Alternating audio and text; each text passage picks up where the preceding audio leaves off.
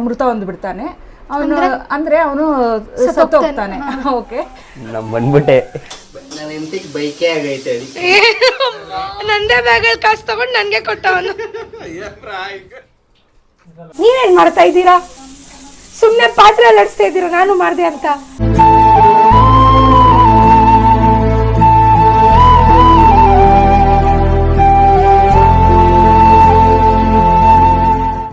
Hi, hello, ನಮಸ್ಕಾರ. ನಾನು ನಿಮ್ಮ Rakshita. Welcome to my YouTube channel ಸಂಕ್ಷಿತಾ.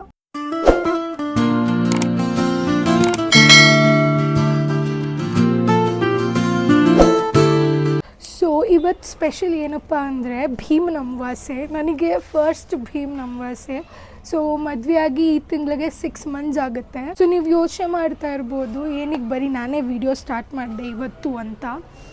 ಆಷಾಢ ಇರೋದ್ರಿಂದ ನನ್ನ ಗಂಡ ಮನೆಗೆ ನಮ್ಮ ಮನೆ ಒಳಗಡೆ ಬರೋಂಗಿಲ್ಲ. ಸೊ ಇವಾಗ ಬಂದಿದ್ದಾರೆ, ರೆಡಿ ಆಗ್ತಾ ಇದ್ದಾರೆ. ಅವ್ರದ್ದು ರೆಡಿ ಆದಮೇಲೆ ನಾವು ಆಫ್ಟರ್ 1 month ಒಳಗಡೆ ಕರೆಸ್ಕೋತಾ ಇದ್ದೀವಿ ಮನೆಗೆ. ಸೊ ನಮ್ಮ ಮನೇಲಿ ಹೆಂಗೆ ಪೂಜೆ ಮಾಡ್ತಾರೆ, ನಮ್ಮ ಮನೇಲಿ ರಿಚುವಲ್ಸ್ ಹೆಂಗಿರುತ್ತೆ, ಆಮೇಲೆ ಭೀಮನ ಅಮಾವಾಸ್ಯೆ ಏನಕ್ಕೆ ಮಾಡ್ತಾರೆ, ಅದೆಲ್ಲ ನಿಮಗೆ ಇನ್ಫಾರ್ಮೇಷನ್ ಹೋಗ್ತಾ ಹೋಗ್ತಾ ಕೊಡ್ತೀವಿ ವಿಡಿಯೋದಲ್ಲಿ.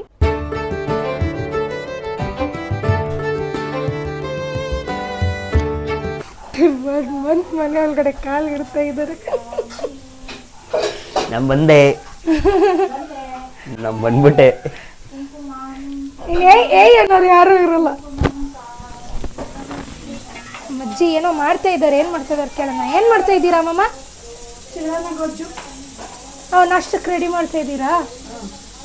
ನೀವೇನ್ ಮಾಡ್ತಾ ಇದ್ದೀರಾ? ಸುಮ್ನೆ ಪಾತ್ರೆ ಲಡ್ಸ್ತಾ ಇದ್ದೀರಾ ನಾನು ಮಾಡ್ದೆ ಅಂತ.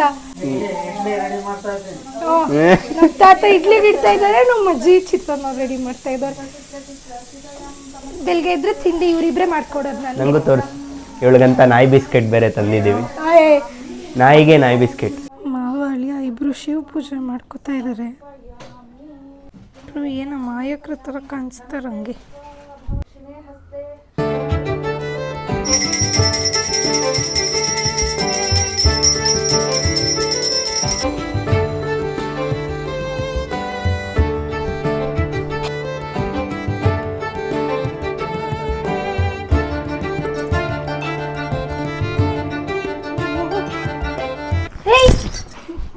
ನೋಡಮ್ಮ, ನನ್ನ ಬ್ಯಾಗಲ್ಲಿರೋ ಕಸನ ತಗೊಂಡು ನನಗೆ ಕೊಡೋಕೆ ನೋಡ್ತವನೆ.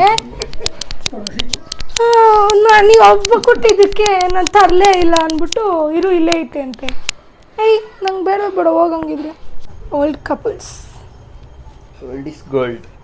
ನಮ್ಮ ಚಿಕ್ಕ ಪಾಪ ಕೂತ್ಕೊಳ್ಳೋಕ್ಕಾಗಲ್ಲ ಕೆಳಗಡೆ, ಆದರೂ ಮಾಡ್ತವ್ರು ನೋಡಿ. ಅವ ಅಪ್ಪನೇ ಕೊಟ್ಟಿದ್ದು ನೋಡ್ರಿ. ಸ್ಪೆಷಲ್ ಏನು? ಪೂಜೆ ನೈವೇದ್ಯಕ್ಕೆ ಕರಗಡ್ಬು, ಚಿತ್ರಾನ್ನ, ಹೆಸರು ಬೇಳೆ ಎಲ್ಲ ಆಯ್ತು. ಇವಾಗ ಟಿಫನ್ಗೆ ಇದ್ಕಿದ ಬೇಳೆ ಸಾರು, ಚಟ್ನಿ, ಇಡ್ಲಿ ಬಿಸಿ ಬಿಸಿ. ನಮ್ಮ ಅಪ್ಪಂಗೆ ಫಸ್ಟ್ ಬ್ಯಾಟಿಂಗು ನಮ್ಮ ಮನೇಲಿ. ಹೋಗಿ ತವರಾನ ಹಾಕ್ರಿ. ಇವಳು ಕಾಟ ತಪ್ಪಿದ್ದಲ್ಲ. ನಮ್ಮ ಮನೆ ಪುಟಾಣಿ ಮಗು ಅದು. ನಮ್ಮಪ್ಪ ಚೆನ್ನಾಗೈತ ನಮ್ಮಪ್ಪ ಇಡ್ಲಿ. ಇನ್ನೂ ತಿಂದಿಲ್ಲಮ್ಮ.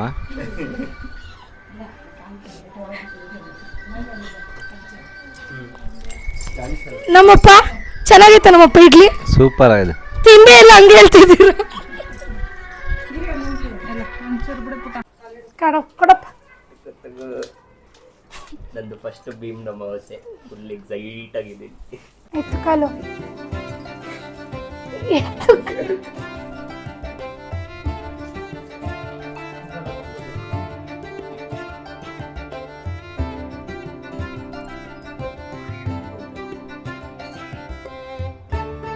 ಯಾಕಪ್ಪ?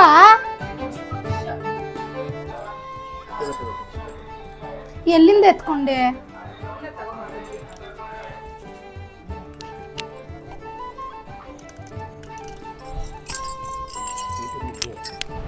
ಮನೆಯಲ್ಲಿ ಪೂಜೆ ಆಯಿತು. ಸೊ ಇವಾಗ ಟೆಂಪಲಿಗೆ ಬಂದ್ವಿ. ಮನೆ ಹತ್ರ ಇರೋ ಟೆಂಪಲ್ಲಿಗೆ ತಾಂಬೂಲ ಕೊಡಬೇಕು ಅಂತ. ಕೋಳಿ ಬಂದಿದ್ದಾನೆ ನಮಗೆ ಭೀಮನ ಅಮಾವಾಸ್ಯೆಗೆ ವಿಶ್ ಮಾಡೋಕ್ಕೆ. ಗಂಡನ ಪಾದ ಎಲ್ಲ ಕ್ಲೀನ್ ಆಗಿ ಪೂಜೆ ಮಾಡಿದ್ರ? ಮಾಡ್ದೆ. ಏನ್ ಕೊಟ್ರಿ ನಿಮ್ಮ ಯಜಮಾನ್ರು? 100 ರೂಪಾಯಿ ಮೇಲೆ 1 ರೂಪಾಯಿಯೂ ಕೊಟ್ಟಿಲ್ಲ. ಕೇಳ್ಬೇಕಿತ್ತು ಏನಾದ್ರು. ನಂದೇ ಬ್ಯಾಗಲ್ಲಿ ಕಾಸು ತಗೊಂಡು ನನ್ಗೆ ಕೊಟ್ಟವನು. ಕುಳ್ಳಿ ನಿಜ. ನಿಜ, ನನ್ನ ಬ್ಯಾಗ್ ಇತ್ತು, ಆಫೀಸ್ ಬ್ಯಾಗು, ಅದ್ರಲ್ಲಿ 100 ರೂಪಾಯಿ ಇತ್ತು ಸೈಡಲ್ಲಿ, ಅದನ್ನ ತಗೊಂಡು ನನಗೆ ಕೊಟ್ಟ. ಪರವಾಗಿಲ್ಲ, ಈಗ ನೋಡಿ ನಿನಗೆ ಅಂತ ಅಡಿಗೆ ಮಾಡ್ತಾರೆ. ನಾನ್ ಮಾಡಲ್ವಾ ಹಂಗಂದ್ರೆ? ಒಂದ್ಸತಿ ಮ್ಯಾಗಿ ಮಾಡ್ಬಿಟ್ಟು ಇವತ್ತಿನ ದಿವಸ ಅಂತ ನಿನಗೆ ಅಂತ ಇಟ್ಟಿಟ್ಟವ್ರಲ್ಲ. ಏನಿಟ್ಟಿಲ್ಲ, ನೀನ್ ಬಂದಿದ್ಯಾ, ನೀನ್ ಕೇಳಿದಕ್ ಮ್ಯಾಗಿ ಮಾಡ್ತಾರದು, ನನ್ಗಂತ ಅಲ್ಲ. ನಮ್ಮ ಯಜಮಾನ್ರು ತರಕಾರಿ ಎಲ್ಲ ಹಾಕ್ಬಿಟ್ಟವ್ರೆ, ಈರುಳ್ಳಿನೇ ಹಾಕಿಲ್ಲ, ಇವಾಗ ಕಟ್ ಮಾಡ್ತಾರೆ. ಪುಣ್ಯಾತ್ಮ ಅದೇನ್ ಮ್ಯಾಗಿ ಮಾಡ್ಕೊಡ್ತಾನೋ, ಆದ್ರೂ ಚೆನ್ನಾಗಿ ಮಾಡ್ತಾನೆ. Dry Maggi. ಏನ್ ಸ್ಪೆಷಲ್ ನೀನ್ ಅಡ್ಗೆ ಮಾಡ್ಬೇಡಿ ಇವತ್ತು? ನಾನಂತೆ ಬೌಸ್ಕೊಂಡವಳೆ. ಬೌಸ್ಕೊಂಡವಳೆ ಅಂದ್ರೆ ನನ್ನ ಹೆಂಡತಿಗೆ ಬೈಕೆ ಆಗೈತೆ ಅದಕ್ಕೆ. ನನ್ನ ಹೆಂಡತಿ ಅವ್ರ ತಮ್ಮ ಬಂದಿದ್ದಾನಂತೆ ಮನೆಗೆ, ಅದಕ್ಕೆ ಮಾಡ್ತಾ ಇದ್ದೀನಿ. ಹೆಂಡತಿ ತಮ್ಮಂಗೆ ಅಂತ ಹೇಳ್ರಿ, ಭೀಮ್ ಅಮಾವಾಸ್ಯೆ ಅಂತ ನನಗೇನು ಮಾಡ್ಕೊಟ್ಟಿಲ್ವಲ್ಲ. ಬೇರೆ ಮಾಡ್ಕೊ, ನಾನು ಸಿಕ್ಕಿರೋದೇ ನಿಂಗೆ ಹೆಚ್ಚು. ಅಯ್ಯೋ ಓಕೆ. ಶೆಫ್ ಡ್ರೈ ಮ್ಯಾಗಿಗೆ ಹಂಗಿದೆ ಮ್ಯಾಗಿ, ನನ್ನ ಗಂಡ ಮಾಡಿದ್ದು. ಇನ್ನ ತಿಂದಿಲ್ಲ,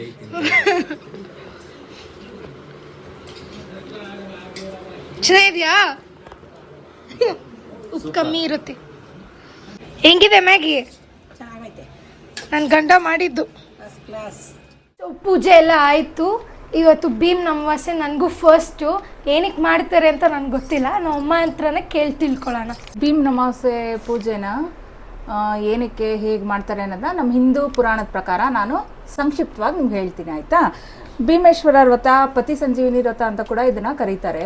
ಹಿಂದಿನ ಕಾಲದಲ್ಲಿ ಸೌರಾಷ್ಟ್ರ ದೇಶದಲ್ಲಿ ಒಬ್ಬರು ವಜ್ರಬಾಹು ಅನ್ನೋ ರಾಜ ಇರ್ತಾರೆ. ಅವ್ರ ದಂಪತಿಗಳಿಗೆ ತಮ್ಮ ಒಬ್ಬನೇ ರಾಜ್ಕುಮಾರ ಇರ್ತಾನೆ, ಮಗನಿಗೆ ಮದುವೆ ಮಾಡಬೇಕು ಅಂತ ಅವರು ಎಲ್ಲ ತಯಾರಿ ಮಾಡ್ತಾ ಇರ್ತಾರೆ. ಆದರೆ ಅವನು ಮೃತ ಹೊಂದ್ಬಿಡ್ತಾನೆ. ಅವನು ಅಂದ್ರೆ ಅವನು ಸತ್ತೋಗ್ತಾನೆ. ಓಕೆ, ಅವ್ರ ಅಪ್ಪ ಅಮ್ಮನಿಗೆ ಮದುವೆ ಮಾಡಬೇಕು ಅನ್ನೋ ಆಸೆಯಿಂದ ಅವ್ರೇನು ಮಾಡ್ತಾರೆ, ರಾಜ ಊರಲ್ಲೆಲ್ಲ ಡಂಗುರ ಸಾರಿಸ್ತಾನೆ. ನನ್ನ ಮಗ ಈ ಥರ ಮೃತ ಆಗಿದ್ದಾನೆ, ಅವನ್ನ ಯಾರು ಮದುವೆ ಮಾಡ್ಕೊತೀರೋ ಅವ್ರಿಗೆ 1,000 ಲಕ್ಷ ವರಹಗಳನ್ನ ಕೊಡ್ತೀನಿ ಅಂತ ಅವರು ಡಂಗುರ ಸಾರಿಸಿದಾಗ ಅವ್ರ ಹೆಸರು ಬಂದು ಮಾಧವ ಶರ್ಮಾ ಅಂತ ಇರುತ್ತೆ. ಬ್ರಾಹ್ಮಣ ಹೋಗ್ಬಿಟ್ಟು ತನ್ನ ಹೆಂಡತಿ ಹತ್ರ ಕೇಳ್ಕೊತಾರೆ, ಈ ಥರ ಡಂಗುರ ಸಾರ್ತಾ ಇದ್ದಾರೆ, ಅವ್ರಿಗೆ 9 ಜನ ಗಂಡು ಮಕ್ಕಳು, 5 ಜನ ಹೆಣ್ಮಕ್ಳು ಇರ್ತಾರೆ. ಅವಾಗ ಅಷ್ಟು ತುಂಬ ಬಡವರಾಗಿರ್ತಾರೆ. ಅವ್ರಿಗೆ ನಮ್ಮಲ್ಲಿರೋ ಒಬ್ಬ ಹೆಣ್ಮಗಳಿಗೆ ನಾವು ಮದುವೆ ಮಾಡಿಕೊಟ್ರೆ ನಮ್ಮ ಕಷ್ಟ ಎಲ್ಲ ತೀರತ್ತೆ ಅಂದ್ಬಿಟ್ಟು ಅವರು ಗಂಡ ಹೆಂಡತಿ ಇಬ್ಬರು ಮಾತಾಡ್ಕೊಂಡು ಡಿಸೈಡ್ ಮಾಡಿಬಿಟ್ಟು ರಾಜನ ಹತ್ರ ಹೋಗಿ ಹೇಳಿದಾಗ ರಾಜ ಅವ್ರಿಗೆ ಏನು ಅನೌನ್ಸ್ ಮಾಡಿರ್ತಾರಲ್ಲ ಅಮೌಂಟ್, ಅದನ್ನು ಕೊಡ್ತಾರೆ. ರಾಜ್ಕುಮಾರ ಮೃತದೇಹದ ಜೊತೆ ಶಾಸ್ತ್ರೋಕ್ತವಾಗಿ ಮದುವೆ ಎಲ್ಲ ಮಾಡಿಬಿಟ್ಟು ಆಮೇಲೆ ಮೃತದೇಹನ ಚಿತೆಗೇರ್ಸೋದಕ್ಕೆ ಅವರು ಸಂಸ್ಕಾರ ಮಾಡೋದಕ್ಕೆ ಅಂದ್ಬಿಟ್ಟು ಸ್ಮಶಾನಕ್ಕೆ ತೊಗೊಂಡು ಹೋಗ್ತಾರೆ. ಆವಾಗ ಆ ಹೆಣ್ಮಗಳು ನೊಂದ್ಕೊಂಡು ದೇವ್ರ ಹತ್ರ ಪ್ರಾರ್ಥನೆ ಮಾಡ್ತಾಳೆ ಮನಸ್ಸಲ್ಲೇನೆ, ನೀನು ಮಾರ್ಕಂಡೇಯನ್ಗೆ ದೀರ್ಘಾಯುಷ್ಯ ಕೊಟ್ಟೆ ಅವನಿಗೆ, ಆಮೇಲೆ ರತಿದೇವಿಗೆ ಮಾಂಗಲ್ಯ ಭಾಗ್ಯ ಕೊಟ್ಟೆ ಪತಿನ ಕಳ್ಕೊಂಡಾಗ, ಈಗ ನಾನು ಈ ಥರ ಪರಿಸ್ಥಿತಿಯಲ್ಲಿದ್ದೀನಿ, ನನಗೆ ನೀನೇ ದಿಕ್ಕು ಪರಮೇಶ್ವರ ಅಂದಾಗ ಆಮೇಲೆ ಗಂಡನ ಚಿತೆಗೆ ಬೆಂಕಿ ಇಡಬೇಕಾಗುತ್ತೆ. ಆವಾಗ ಅವಳು ಅಗ್ನಿಸ್ಪರ್ಶ ಮಾಡ್ತಾ ಇರ್ತಾಳೆ. ಅಷ್ಟರಲ್ಲಿ ಮಳೆ ಬರುತ್ತೆ, ಜೋರು ಮಳೆ ಬಂದು ಎಲ್ಲ ಕಡೆ ನೀರೆಲ್ಲ ತುಂಬಿಕೊಂಡು ರಾತ್ರಿ ಆಗಿರುತ್ತೆ. ರಾತ್ರಿ ಆಗಿರಿದ್ದಾಗ ಎಲ್ಲರೂ ಹೊರಟೋಗ್ತಾರೆ. ಪತಿ ಮಾತ್ರ, ಅವ್ರ ಗಂಡ ಹೆಂಡತಿ ಚಿತೆ ಮೇಲಿರೋ ರಾಜ್ಕುಮಾರ ಮತ್ತೆ ಅವನ ಹೆಂಡತಿ ಮಾತ್ರ ಅಲ್ಲಿ ಉಳ್ಕೋತಾರೆ. ಅವಳ ಭಕ್ತಿಗೆ ಒಲ್ದು ಶಿವ ಪಾರ್ವತಿ ಜೊತೆ ಪ್ರತ್ಯಕ್ಷ ಆಗಿ ಹೇಳ್ತಾರೆ, ನೀನು ಭೀಮೇಶ್ವರ ಜ್ಯೋತಿರ್ವ್ರತ ಮಾಡು ಅಂತ ಹೇಳಿ ಅದನ್ನ ಯಾವ ರೀತಿ ಮಾಡಬೇಕು ಅನ್ನೋ ವಿಧಾನ ಕೂಡ ಹೇಳ್ತಾರೆ. ಅವಳು ಸ್ಮಶಾನದಲ್ಲಿ ಇರ್ತಾಳಲ್ವಾ, ಆವಾಗ ಅವಳೇನು ಮನಸ್ಸಿನಲ್ಲಿ ಎಲ್ಲ ಏನೇನು ಪೂಜೆಗೆ ಹೇಳಿರ್ತಾರಲ್ವಾ ಅದೆಲ್ಲ ನಾನು ಮಾಡ್ತಾ ಇದ್ದೀನಿ ಅಂತ ಮನಸ್ಸಲ್ಲಿ ಸಂಕಲ್ಪ ಮಾಡಿಕೊಂಡು ಅಲ್ಲಿದ್ದಂತಹ ಮಣ್ಣನ್ನು ತಗೊಂಡು ಅದರಿಂದನೇ 2 ದೀಪ ಮಾಡಿ ನೈವೇದ್ಯಕ್ಕೆ ಆ ಮಣ್ಣಿನ ಉಂಡೆಗಳನ್ನ ಮಾಡಿಕೊಂಡು ಕಡುಬು ಅಂತ ನೈವೇದ್ಯ ಮಾಡ್ತಾಳೆ.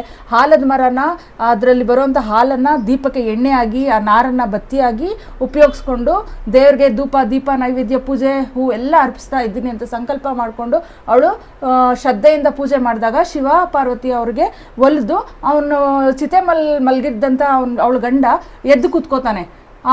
ಎದ್ದು ಕೂತ್ಕೊಂಡಾಗ ನೋಡಿದ್ರೆ ಅವರು ಇದ್ದಂಥ ಸ್ಮಶಾನ ಎಲ್ಲ ಅರಮನೆಯಾಗಿ ಬದಲಾವಣೆ ಆಗಿರುತ್ತೆ. ಅಷ್ಟರಲ್ಲಿ ಬೆಳಕರ್ದಾಗ ರಾಜಭಟ್ರೆಲ್ಲ ಬಂದು ಅಲ್ಲಿ ನೋಡಿದಾಗ ಅಲ್ಲಿದ್ದಂಥ ವಾತಾವರಣ ಎಲ್ಲ ನೋಡಿ ರಾಜನಿಗೆ ಹೋಗಿ ಹೇಳ್ತಾರೆ. ರಾಜ ಅವರು ಎಲ್ಲರ ಸಮೇತ ಬಂದು ಮಗ ಸೊಸೆನ ಮನೆಗೆ ರಾಜ್ಯಕ್ಕೆ ಕರ್ಕೊಂಡೋಗಿ ಅವರು ಬಡವರಿಗೆಲ್ರಿಗೂ ಅನ್ನದಾನ ವಸ್ತ್ರದಾನ ಎಲ್ಲ ಮಾಡಿ ಪೂಜೆ ಎಲ್ಲ ಮಾಡಿ ಚೆನ್ನಾಗಿರ್ತಾರೆ. ಅಷ್ಟಕ್ಕೆ ಅವರು ದೀರ್ಘಾಯುಷ್ಯಗಳಾಗಿ ಚೆನ್ನಾಗಿ ಬದುಕ್ತಾರೆ. ಇಷ್ಟೇ ಇದ್ರ ಕಥೆಯ ಒಂದು ಸಾರಾಂಶ. ಸೊ ನಮ್ಮಮ್ಮ ತುಂಬ ಹೇಳಿದ್ರು. ಇದೇ ಬುಕ್ಕು ನಮ್ಮಮ್ಮ ವರಮಹಾಲಕ್ಷ್ಮಿಗೆ ಗಣೇಶ ಹಬ್ಬಕ್ಕೆ ಎಲ್ಲದಕ್ಕೂ ಯಾವುದು ಸಟೀಕ ವ್ರತರತ್ನಂ ಸ್ಫಟಿಕ ರಥರತ್ನಂ ಅನ್ನೋ ಪುಸ್ತಕ ಹಾ. ಇದ್ರಲ್ಲೇ ಎಲ್ಲಾ ಪೂಜೆ ಎಲ್ಲ ಪೂಜೆದಾಗ್ಲಿ ಏನೇ ಆಗಲಿ ಎಲ್ಲ ಹಬ್ಬಕ್ಕೂ ಇದೇ ಬುಕ್ಕಿಂದ ಸ್ಟೋರೀಸ್ ಎಲ್ಲ ಓದ್ಬಿಟ್ಟು ಹೇಳ್ಕೊಂಡು ಪೂಜೆ ಮಾಡೋದು. So thank you. ನಮ್ಮಮ್ಮ ಬೆಳಗ್ಗೆ ಓದ್ತಾ ಇದ್ರು, ಬಟ್ ನಮಗೆ ಟೈಮ್ ಇರಲಿಲ್ಲ. ಇವಾಗ ಕೂರ್ಸ್ಕೊಂಡು ಅದಕ್ಕೆ ಫುಲ್ಲು ಏನಿದೆ ಕತೆ ಕೇಳಿದ್ದೀವಿ. ಸೊ ಇವತ್ತೆಲ್ಲ ಪೂಜೆ ಎಲ್ಲ ಆಯಿತು, ಹಬ್ಬ ಆಯಿತು, ಊಟ ಮಾಡಿ ಎಲ್ಲ ಇವಾಗ ನೈಟು ಮಲ್ಗೋ ಟೈಮು. ಸೊ ನನ್ನ ಗಂಡಂಗೆ ಆಯಸ್ ಜಾಸ್ತಿ ಆಗಲಿ, ಚೆನ್ನಾಗಿರಲಿ ಅಂತ ಪೂಜೆ ಮಾಡಿದ್ದೀನಿ. ಇವತ್ತಿಗೆ ಇದು ವ್ಲಾಗ್ ಮುಗಿಸ್ತಾ ಇದ್ದೀವಿ. ನೆಕ್ಸ್ಟು ಇನ್ನೊಂದು ವ್ಲಾಗ್ ಜೊತೆಗೆ ಬರ್ತೀವಿ. ಇವತ್ತಿನ ವಿಡಿಯೋ ಇಷ್ಟ ಆಗಿದ್ರೆ ಲೈಕ್ ಮಾಡಿ, ಇಲ್ಲ ಡಿಸ್ಲೈಕ್ ಮಾಡಿ, ಫಾಲೋ ಮಾಡೋದು ಮಾತ್ರ ಮರಿಬೇಡಿ. ಮುಂದಿನ ವಿಡಿಯೋ ಜೊತೆಗೆ ನಿಮ್ಮ ಮುಂದೆ ಬರ್ತೀನಿ. ಅಲ್ಲಿವರೆಗೂ ಟೇಕ್ ಕೇರ್. ಬಾಯ್ ಬಾಯ್ ಬಾಯ್ ಬಾಯ್ ಬಾಯ್ ಬಾಯ್.